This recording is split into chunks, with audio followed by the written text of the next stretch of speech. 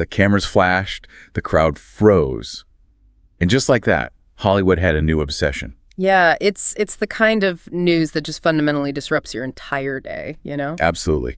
The headlines broke, the timeline froze, and Hollywood lost a really bright light, leaving behind just, well, a massive shadow of unanswered questions. It's like a sudden, jarring halt to the cultural conversation, and it's instantly replaced by this huge void of information. Right. Welcome to Starscope Report. Join Jordan and Jamie as they uncover Hollywood drama, music industry shakeups, and viral influencer scandals. From red carpet surprises to social media controversies, we dive deep into the stories behind the fame. And today, we're doing a deep dive into a story that is literally everywhere right now. We really are. Our mission today is to cut through the unbelievable amount of noise surrounding the tragic and sudden passing of 36-year-old actress Hayden Panettiere on August 16th, 2026. Yeah, and specifically, we're looking at the headline that everyone is talking about, Brian Hickerson's reaction to Hayden Panettiere's death revealed. Exactly. We are opening up the police reports, we're examining the timeline, and most importantly, we are trying to understand the intense public scrutiny surrounding the man who was by her side in her final moments, her on-again, off-again boyfriend, Brian Hickerson.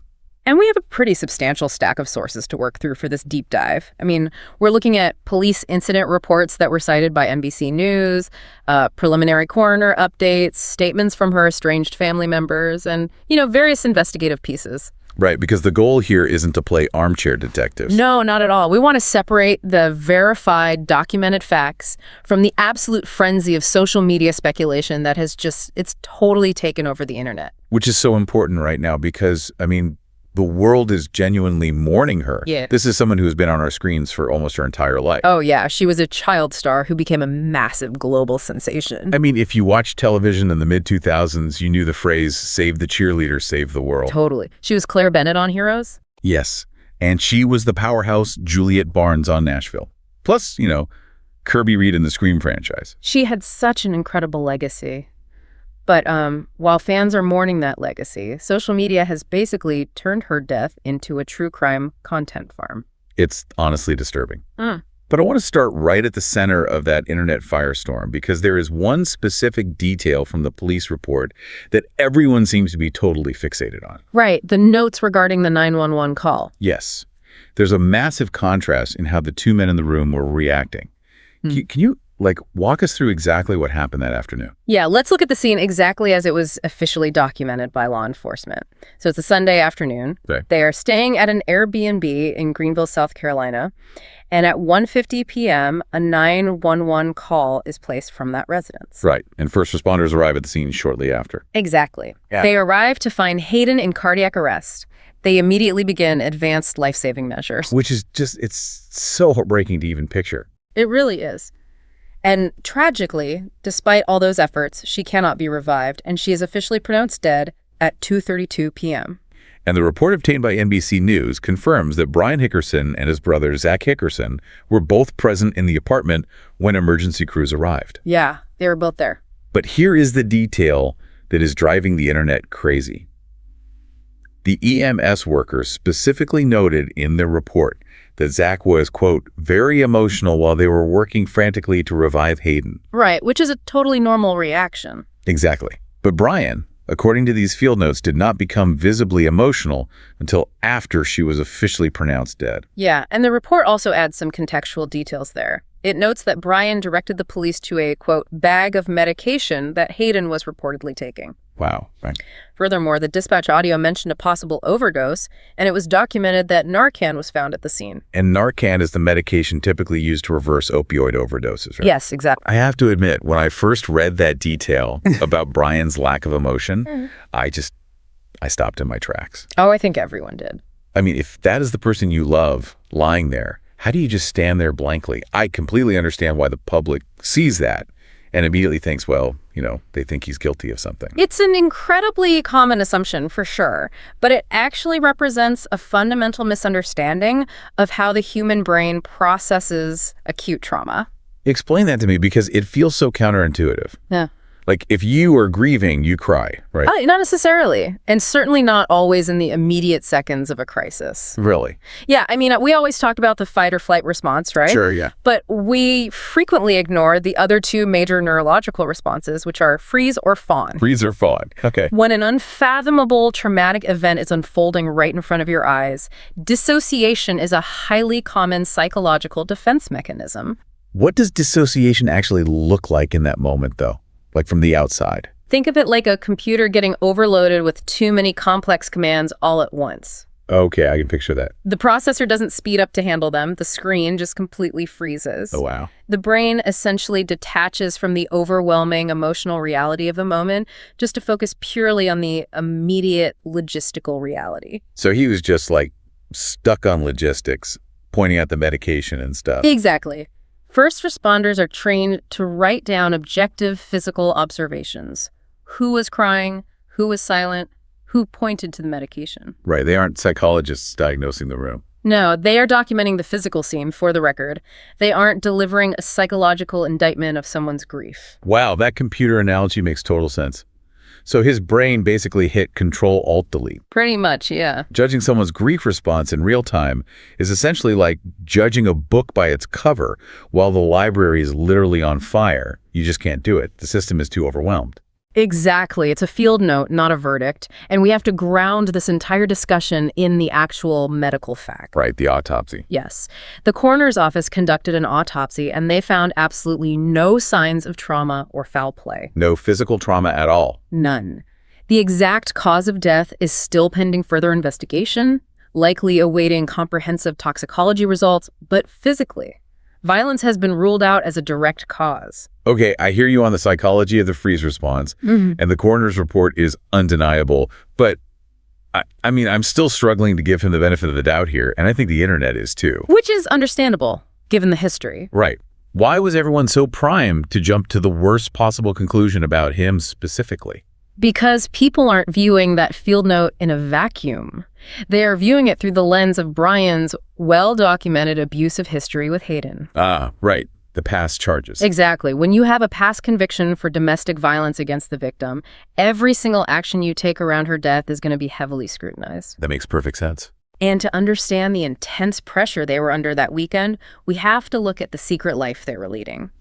Plus, a massive legal setback that happened just days prior. Yes, I was going through the timeline in these articles, and I was shocked to learn what was happening behind the scenes. There's a lot to unpack. It really is. And by the way, if you are loving these Hollywood twists and want to understand the actual human psychology behind the headlines, make sure you're subscribed. We've got even crazier stories ahead, and we want you exploring this with us. Absolutely. So they were in Greenville. But according to TMZ, this relationship was entirely under the radar, like completely secret. Why were they hiding? Well, the secrecy was largely by professional design. According to multiple sources, Hayden's team had strongly advised her to distance herself from Brian publicly. Really? Her PR team stepped in? Yeah.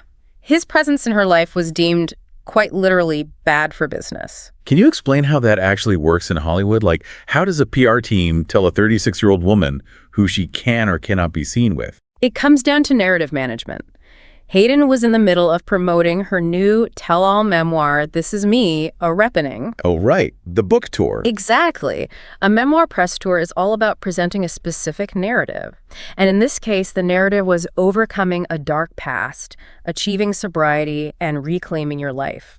That makes sense. You want a comeback story. Right. You cannot successfully sell a story of empowerment and recovery if the paparazzi are constantly photographing you holding hands with a man who was a central figure in the darkest chapters of that past. Ah, yeah, I see. It creates a massive narrative conflict. It's like trying to sell a health and wellness brand while walking around with a lit cigarette. Ha, exactly. That's a perfect way to put it. The public simply won't buy the story you're trying to tell. Precisely. So to protect the book's launch and her professional image, they were reportedly maintaining this relationship entirely in the shadows. Which just adds this incredibly tragic, almost cinematic irony to it all. Because back in May of 2026, Brian actually gave a rare interview to TMZ. Yeah, I remember that. He was talking very fondly about her, and he called Hayden a, quote, Sunday girl. A Sunday girl. Yeah, he explained that meant she wasn't just someone you go out partying with on a wild Saturday night. She was the type of person you spend a quiet, peaceful Sunday with. And she ultimately passed away on a Sunday. It gives you absolute chills to hear that now. It really does. But wait till you hear what came next. Because behind those fond words in May, the sources point to a major legal storm brewing right before they took this trip in August. Yeah, the timeline here is crucial. What exactly happened in court 3 days before she died? Well, on August 13th, Judge Olivia Rosales handed down a definitive ruling. Brian had filed a petition requesting to have his past felony domestic violence charges reduced to misdemeanors and ultimately to expunge his record. Wow. And the judge? The judge firmly denied that request. Just to make sure we have the facts straight, what exactly were those charges he was trying to arrest? Like, what did he do? In 2021, Brian pleaded no contest to 2 felony counts of injuring Hayden. This followed a highly publicized string of incidents between 2019 and 2020. Okay, so this was a prolonged issue. Very much so. That conviction resulted in 45 days in jail, 4 years of probation, and mandatory domestic violence classes. That is significant. It is. And he was legally attempting to wipe that slate clean to, rehabilitate his image. And the court essentially said, no, this stays on your record. So we really need to talk about the mechanism of stress here, because you have a woman doing a grueling press tour for a highly vulnerable memoir. Which is exhausting on its own. Exactly. It requires massive emotional labor. And she is hiding her romantic partner from her own PR team, her friends, and the public. Yeah, the isolation there must have been intense. And simultaneously, her partner receives a court ruling that essentially drags his history of abusing her right back into the permanent public record. Does that level of stress actually manifest physically? Like, can it cause a medical emergency? Absolutely. What you are describing is a textbook pressure cooker environment. A pressure cooker? Yeah. From a behavioral and physiological standpoint, stressors compound. They don't just add up, they multiply. Oh, wow. I didn't realize that. Yeah, when an individual is in recovery from substance abuse or managing severe mental health challenges, neurological stability is the ultimate goal. Because their baseline is already so fragile, right? Correct. Hiding a relationship induces chronic low-grade anxiety. A rejected legal petition induces acute high-level stress. Right. These aren't just minor emotional inconveniences, they are massive cognitive loads. The brain releases cortisol and adrenaline, which strains the cardiovascular system and can severely compromise impulse control. So their bodies were basically in overdrive. Exactly. Regardless of what the final physical cause of death turns out to be, whether it was a medical event, an accidental overdose, or a cardiac issue, the physiological and psychological weight they were both carrying into that weekend in Greenville was immense. Their systems were already at maximum capacity. It paints a heartbreaking picture of 2 people backed into a corner, hiding from the world, just completely overwhelmed. It really does. It's incredibly sad. But if the public was skeptical of Brian before, that skepticism totally exploded when Hayden's own family got involved. Oh, yes. When family members speak out in the immediate aftermath of a tragedy, it usually strips away all the carefully crafted PR veneer. Right, the polished statements are gone. Exactly. It gives us a very raw, often messy look at the internal family dynamics. And Hayden's mother, Leslie Vogel, who is also her former manager, by the way, spoke to NBC News, and she did not hold back. She was very vocal. She explicitly stated that the family had been trying to, quote, get rid of Brian for quite some time. She labeled him an enabler. Which is a very loaded term in the context of addiction. Completely. But the part that really set the internet on fire was her comment about the timeline. What exactly was she implying there? Well, Vogel pointed out that the 911 call was made at 1:50 p.m. on a Sunday. She publicly noted that this is not, quote, the typical hour of the day that you are partying, generally speaking. What does that even mean in this context, though? Like, what is she getting at? She was injecting doubt into the narrative of an accidental late-night overdose. By questioning the timeline, she is suggesting that the circumstances of that afternoon don't align with typical recreational substance use. Ah, I see. And when a grieving mother publicly questions the timeline, it acts as a massive accelerant for public suspicion. You're throwing gasoline on a fire. Social media sleuths took that one quote and just ran with it. Yeah. The speculation became rampant. Oh, it was everywhere. You had people outright accusing Brian of murder, despite the autopsy saying there was no trauma. Right, ignoring the medical facts completely. And then there was this wildly unconfirmed, completely baseless theory circulating on TikTok that the Narcan found at the scene wasn't for Hayden at all. I saw that. It was unhinged. The theory claimed it was actually used to revive Brian, and that's why he was so numb and emotionless when the paramedics arrived. Which is a massive leap of logic based on absolutely zero forensic evidence. It drives me crazy. Like, at what point does seeking justice just become an excuse for people to consume someone else's real-life tragedy as entertainment? It's a really dark side of true crime culture. It is. People treat these real human beings like characters in a mystery novel they get to solve from their couches. It strips all the humanity away from a very real, very tragic death. It's a highly valid frustration, and it really raises an important question about our collective digital empathy. We have to firmly remind ourselves that these are social media theories, not law enforcement findings. Exactly. The police, the coroner, the investigators, they're the ones with the actual forensic evidence. However, if we want to understand the psychology of this moment, we also have to contextualize the mother's anger and why the internet is so eager to adopt her viewpoint. Why is that, though? Why is it so much easier for people to believe a wild conspiracy theory than a medical tragedy? It comes down to a psychological concept called locus of control. Locus of control. Yeah. When you are grieving, ambiguity is agonizing. If a loved one dies of a complex mix of addiction, long-term physical strain, and mental health struggles, there is no one single person to blame. Right. It's just a tragic reality. Exactly. It's an abstract, sprawling tragedy, and the brain hates that. The brain wants a simple cause and effect. So essentially, it's easier for the brain to be furious at a specific person with a criminal record than to be angry at a complex medical anomaly. Precisely. If you can point to a person, especially someone you already view as an enabler with a history of violence, it provides a locus of control. It gives the anger a defined target. Wow, that makes a lot of psychological sense. It makes the senseless feel somehow solvable. But in doing so, it completely erases the fact that Hayden was fighting many complex internal battles of her own long before that Sunday afternoon. And her struggles were well documented, largely because she was incredibly brave and transparent about them. We aren't talking about rumors here. We are talking about things she openly discussed to help others. She was very open about her life. She was. She battled severe postpartum depression. She spoke openly about her alcoholism and her opioid addiction. In 2018, she made the agonizing, incredibly selfless decision to relinquish custody of her daughter, Kaya, to her ex, Vladimir Klitschko, because she knew she wasn't in a healthy enough place to parent. The strength it takes to make that decision regarding your own child is it's unfathomable. Right. I can't even imagine. And then, as if that wasn't enough trauma to carry, her 28-year-old brother, Jansen, died suddenly in 2023 from a heart condition. That is a staggering amount of trauma, grief, and physical toll on one human body and mind. It really is. We have to look at the mechanism of how trauma affects the body over time.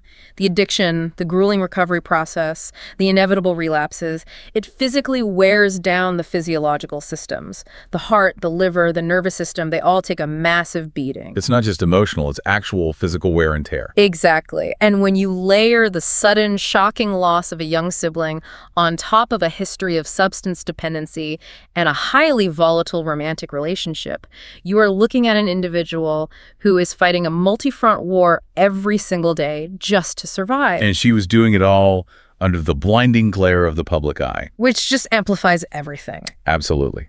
And just a quick reminder to you listening, if you want to keep cutting through the noise and exploring the complex realities behind the headlines with us, stay tuned and hit that subscribe button so you don't miss what's coming next. Yes, definitely subscribe. So when we synthesize all of these sources, the police reports, the legal documents, the family statements, what is the ultimate takeaway here? I think to summarize what we've unpacked today, the optics of Brian Hickerson's reaction, or lack thereof in those final moments, combined with the timing of his legal failures and the secrecy of their relationship, are undeniably messy. Very messy. It looks bad on paper. But the established medical facts remain that there was no physical trauma. The reality is that Hayden Panettiere was fighting a brutal, exhausting war against addiction, profound personal trauma, and the relentless pressures of fame. The verified facts point to a tragic culmination of long-term medical and psychological struggles rather than a momentary act of malice. The police report is just a snapshot of a chaotic, tragic scene. It is not the whole movie. That's a perfect way to phrase it. And as we close this deep dive, I want to leave you with a thought that really stuck with me as I was reading through her history. Oh, what's that? Consider the cyclical, incredibly damaging nature of child stardom. Hayden was acting in commercials at 11 months old. 11 months, that's just a baby. Right. She was praised, paid, and validated from the time she was a toddler to perform extreme emotions on cue. That is a profoundly dangerous conditioning for a developing child's brain. To equate receiving love, attention, and financial security with experiencing trauma, even if it's simulated trauma. Exactly. In her memoir, she famously noted that she subconsciously learned that people loved her the most when, quote, make-believe bad things happened to her on screen. Wow, that is so dark. It is. And now, as she passes away amidst a swirl of true crime conspiracies, with thousands of internet sleuths dissecting her final, desperate moments, you really have to ask yourself a hard question. Yeah. Are we, as a culture, still demanding that former child stars perform their real-life tragedies for our entertainment? Even in death, are we still asking her to be the center of a dramatic, sensationalized plotline? It is a really powerful, necessary question to ponder about how we consume celebrity pain. We crafted this deep dive just for you to cut through the noise and look at the human reality beneath the internet speculation. The headlines broke. The timeline froze. But the shadow she left behind deserves to be understood with compassion, not just consumed as content. Beautifully said. You've been listening to Starscope Report, where Jordan and Jamie uncover the stories shaping Hollywood, music, and pop culture. Thanks for tuning in. And don't forget to subscribe for more stories that keep the stars shining.